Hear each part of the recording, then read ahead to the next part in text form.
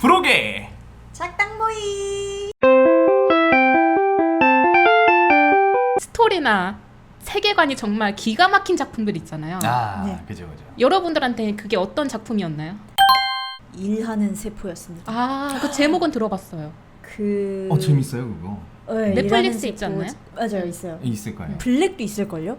블랙은 일하는 세포는 건강한 사람 신체를 다루고 블랙. 일하는 세포 블랙은 몸이 안 좋고 막 담배 피고 막 술 마시고 막 이런 사람의 몸을 다뤄요. 그래가지고 얘네들이 그 건강한 세포들이 막 이렇게 일하는 것과 달리 블랙에서는 야 일하기 싫다 약간 이런 친구들이 일하고 있거든요.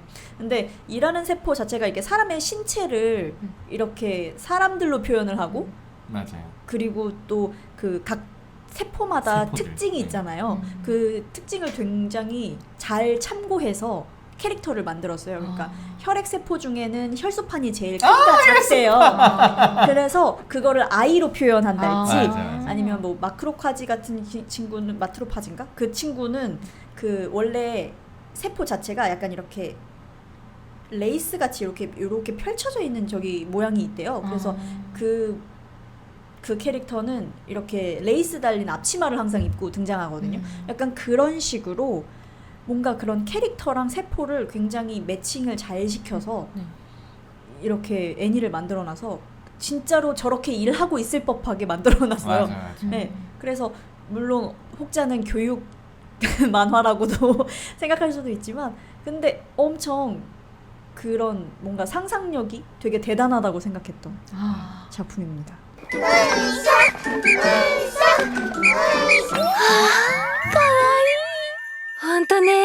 혈소판 너무 귀여워. 근데 이제 그거 보고 난 다음에 블랙을 보면은 이제 확 그게 깨져. 그러면 그게 블랙이라는 버전이 따로 있는 거예요? 네. 네. 그래서 일하는 세포의 그 본체 신체는 굉장히 건강한 사람. 그래서 뭐 상처가 나거나 뭐 암세포가 자라거나 그래도 치유가 되는데 블랙은 일단 애들이 일을 못 해요. 그 막 산소도 들고 가다가 자꾸 떨궈요. 그래가지고 그런 식으로 이제 건강하지 못한 사람의 신체를 다룬 이야기예요. 그 배경도 호러예요 완전. 어두운 뒷골목 막 이런 네. 느낌. 그러니까 우리 건강한 삶을 살아요. 불작당. 혹시 슈레딩거의 고양이라는 거 들어보신 적 있으세요? 네네. 네. 그러니까 상자 안에 고양이가 있는데 50% 확률로 독약이 방출되는 장치가 함께 들어있고 이게 독약이 실제로 방출이 됐는지 안 됐는지 여부는 상자를 열어보기 전까지는 모른다. 그거를 이제 그 양자역학에서 그러니까 물리학자 닐스 보어가 제안한 건데 양자역학의 해석 중에 코펜하겐 해석이라는 게 있어요. 요 해석에 따르면은 상자를 열어서 관측하기 전까지는 고양이가 살아있는 상태 그리고 죽어있는 상태 이 확률이 중첩된 상태로 있다라는 분석이거든요. 네. 근데 이제 사실 이게 말이 안 되는 게 어찌됐든 간에 독약이 퍼졌든 안 퍼졌든 고양이가 살았든 죽었든 한 가지 상태로만 있을 거 아니에요. 그렇죠.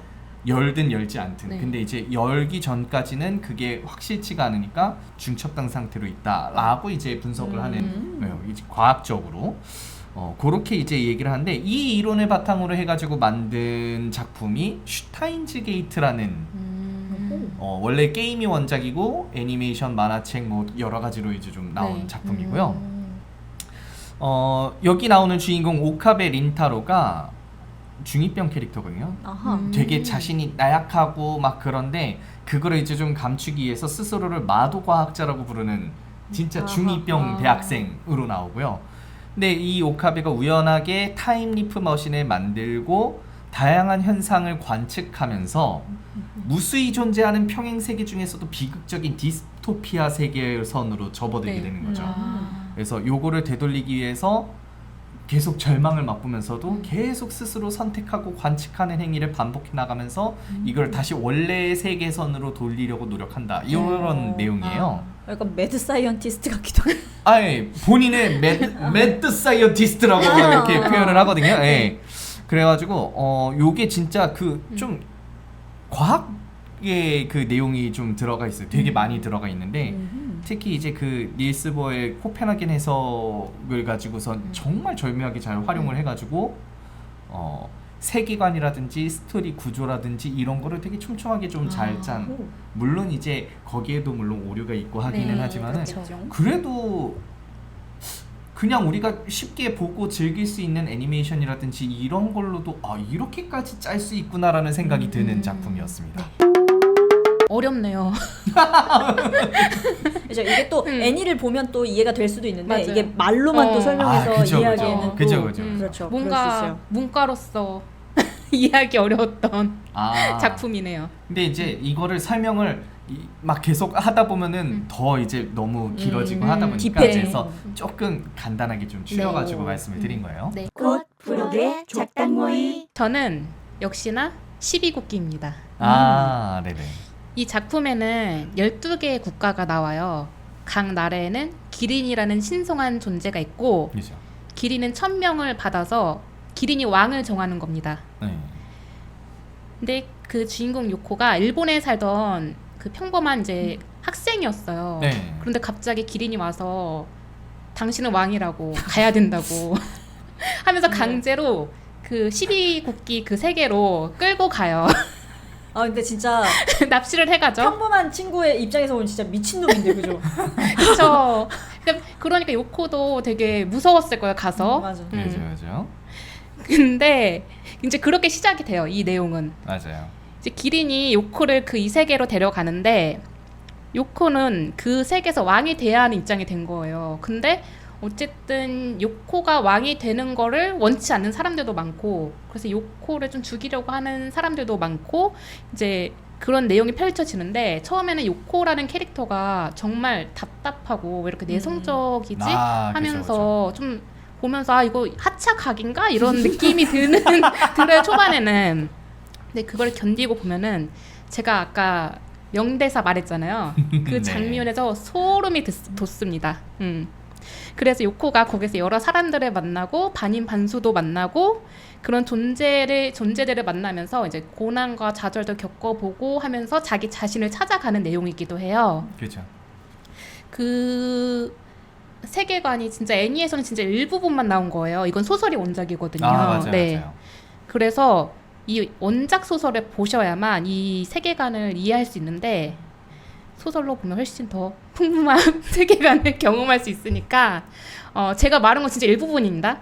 맞아요. 애니로도 정말 잘 만들어진 스토리다, 세계관이다 생각하는데 그렇죠. 각 나라마다의 또 스토리가 또 계속 그쵸. 나오잖아요. 예. 소설에서는. 지금도 네네. 연재가 되고 있다고 합니다. 네네. 근데 저는 책을 살까 하다가 좀 이제 번역이 달라질 거란 얘기가 있어서 지금 그거를 진짜요? 기다리고 있어요. 소설 하니까 생각이 났는데 제 예전에 보던 웹소설 중에 동천만물 수리점이라는 웹소설이 있었거든요. 네. 동천 만물 수리점 만물술이죠. 있었는데 수리점, 예. 그게 그것도 세계관이 나쁘지 않아요. 최근에 웹툰으로 나왔다고 네. 들었는데 아. 그것도 그 우리나라 전통 설화가 그 베이스가 돼가지고 네. 아하. 꽤나 재밌어요. 맨 처음에 일어났을 때는 본인이 그 기억을 모르는 채로 본인에 대한 어떤 나 뭐 하는 사람이지? 나 누구지? 이런 거에 대한 기억이 전혀 없는 채로 일어나는 게 시작이거든요. 네. 그래서 이제 나 누구지에 대한 이거를 찾아가는 과정이 그 스토리인데 세계관이 꽤나 튼튼합니다. 전통 설화를 기반으로 하고 있는 추천드려요. 애니메이션을 보다 보면은 만화나 애니메이션을 보다 보면 네. 꼭 따라하고 싶은 장면이나 대사들 있잖아요. 그쵸. 그런 거 진짜로 해본 적 있는지. 제가 따라하고 싶어서 따라한 건 아닌데 그 자꾸 저기 남자친구가 이 대사 따라해줘 해가지고 연습했던 대사는 이제 보노보노의 그 헛소리 하지마 임마 이거를 자꾸 그거를 짤을 보내면서 따라해달라고 계속 보는 거예요. 그래서 이거 연습하고 헛소리 하지마 임마. 레전드 OST가 어떤 건가요? 듣자마자 생각났던 건 인생의 회전목마긴 하거든요. 아. 그 움직이는 하울에서 빰빰빰빰. 이제 그러니까 애니메이션 OST인데 되게 이곳저곳에서 많이 쓰여서 이것도 네. 있지만 그 노래를 들었을 때 그 이게 몽글몽글해짐이 있어요. 네, 그래서 그게 가장 뭔가 딱 제일 처음에 생각났던 건 네. 인생의 회전목마였던 것 같아요. 근데 저 그 어렸을 때 그런 것 그걸 빼면 어렸을 때 동생이랑 또 여동생이랑 그런 거 하는 거 좋아했거든요. 그 서로가 화병이 있어요. 화음을 쌓지 않으면 죽는 병이 있거든요. 그 환상 게임 OST 중에 그 날아오르라 주작이의 그 노래를 둘이 녹음기를 켜놓고 화음을 맞춰서 녹음을 했던 기억이 있는데 아 그것도 생각이 나더라고요. 그래서 근데 심지어 그건 애니를 안 봤어. 그냥 노래만 좋아서 그것만 주장창 들었었어요. 근데 나도 그랬어. 환상 게임은 그랬어. 아 나도 만화를 못 봤어. 난 노래도 모르는데 응. 사람들이 추억에 OST 하면 그 음악이 항상 있었던 것 같아. 그 노래가 추천해. 어렸을 때 그래서 너무 좋아가지고 동생이랑 맨날 되게 따라 부르고 했었어요. 맞아. 날아오르라 주작이여 환상의 날개 날아오르라. 카우보이 비밥 오프닝 곡 탱크. 불러주세요.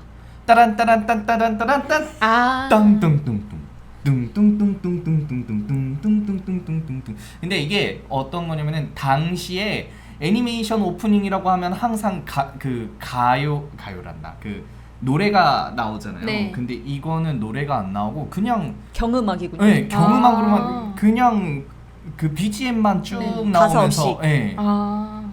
그래가지고 되게 인상 깊었던 작품이기도 하고요. 네. 사실 이 곡 때문에 진짜 재즈에 푹 빠졌었던 예. 정말 그 어렸을 때의 기억에 네. 진짜 너무 네. 좋았었던 노래였고요. 저는 아직도 몰래 숨어서 들어요. 왜 숨어서 들으시죠? 그러게 왜 숨어서 표절 논란이 있었나요? 아니요. 우리나라 그때 저 어렸을 때는 애니메이션 오프닝이 우리나라 창작곡도 굉장히 오, 많았어요. 맞아요. 저는 그 중에서도 웨딩 비치 오프닝 곡 전설의 사랑 이 노래를 그 노래 정말 명곡이에요. 좋아합니다.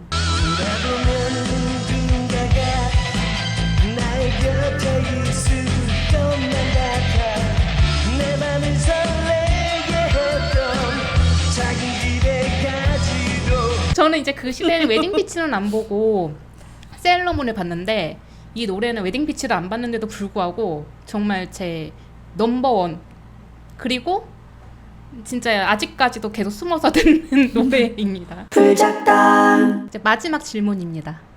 정말 많이 했군요. 네. 오. 이제 만화를 보다 보면은 주인공들이나 등장인물들이 진짜 다양한 능력을 갖고 있잖아요. 네네.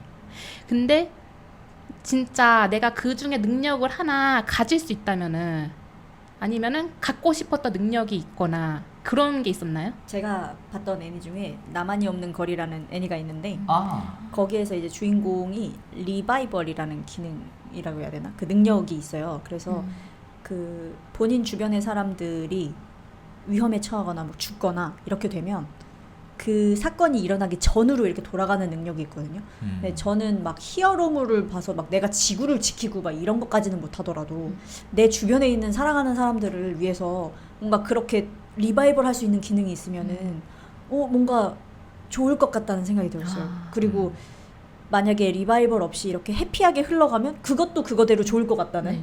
생각이 들었어요. 그만큼 이제 그런 문제가 없다는 뜻이기도 하니까. 그래서 그 능력이 굉장히 부럽고 마음에 들었습니다. 네. 저는 실제로 써먹고 싶은 거라고 그러면은 도라에몽! 전 명탐정 코난에 나오는 남도일 아빠의 능력. 글도 정말 잘 쓰는 추리소설 작가잖아요. 저의 이제 두 번째 욕망 중 하나가 소설을 써보는 거예요. 근데 추리도 잘해보고 싶고 소설도 잘 써보고 싶은데 저는 글재주가 없어가지고 이거는 그냥 꿈으로만 갖고 있는 건데 만약 제가 능력을 가져올 수 있다 하면은 남도일 아빠의 그 소설 쓰는 능력 그걸 정말 가져오고 싶어요. 곧 부록의 작당 모임. 오늘 이렇게 우리가 추억의 만화도 나오고 이제 좀 최근에 나온 만화도 얘기를 해봤던 것 같아요. 그렇죠. 예. 오늘 주제가 어땠나요, 여러분? 저 오랜만에 추억 여행에서 너무 좋았어요. 제가 한 대학교 때까지 애니를 막 미친 듯이 보고 그 이후로는 좀 소홀하게 봤던 것 같은데 오랜만에 이렇게 기억해내고 그래서 사실 저 몬스터도 그렇고 네. 애니메이션들 많이 까먹었었는데 이거 생각하다가 데스 퍼레이드 이런 애니메이션도 있는데 그것도 생각나고 뭔가 오랜만에 이렇게 약간 일기장 꺼내보는 느낌의 네, 기분이 들었어요. 이거 질문 준비하면서. 그래서 오랜만에 또 촉촉해지는 시간이었습니다. 주제를 처음 들었을 때 진짜 어려웠거든요. 그래가지고 왜 나이가 들어가지고 그런 거 기억이 안 나. 아무리 생각해도 기억이 안 나는데 네. 시간을 두고 천천히 떠올리다 보니까 야 진짜 나 만화 진짜 좋아했었다. 그리고 지금도 뭐 마찬가지구나라는 생각이 들면서 아직도 여전히 아이 같은 순수함을 가지고 있구나라는. 우리 셋이 어쨌든 공통적으로 말을 할 수 있는 주제가 있었다는 게 너무 재밌었고요. 새로운 만화를 알게 된 것도 재밌었고 일하는 세포는 진짜 한번 꼭 보고 싶네요. 네, 저도 그 긴 제목 그거 한번 보고 그 싶어요. 무슨 최근에 나온 것 중에 전 테마록을 아주 아, 재밌게 봤습니다. 네네. 영화 애니메이션으로 나왔거든요. 네. 여러분 그 소설이 원작이긴 한데 영화 애니메이션도 한번 접해보세요. 우리나라의 아름다운 그 산과 절 이런 한옥 이런 게 많이 나오거든요. 그렇죠. 테마록 2도 네. 저기 막 확정됐다고 맞아요. 하잖아요. 네. 그래서 저 진짜 개같이 기대 중입니다. 우리나라 애니메이션으로 나오는 거고 굉장히 또 그쵸. 심혈을 기울여서 나온 작품이기 맞아요. 때문에 굉장히 또 기대가 되고요. 2 나오면 꼭 영화관에서 볼 수 있도록 하겠습니다. 곧 프로그의 작당 모의. 다음에도 또 재밌는 주제를 가지고서 한번 찾아와 보도록 하겠습니다. 그동안 또 시청해 주시느라 고생 많으셨고 그리고 또 정리가 안 되네. 추천해주시고 싶은 애니메이션 있으시면 댓글로 달아주시면 감사하겠습니다. 좋아요. 구독! 알림 설정 이 순서 맞아요? 그냥 말만 되면 되죠. 맞아요. 어쨌든 부탁드려요. 부탁드려요. 부탁드려요.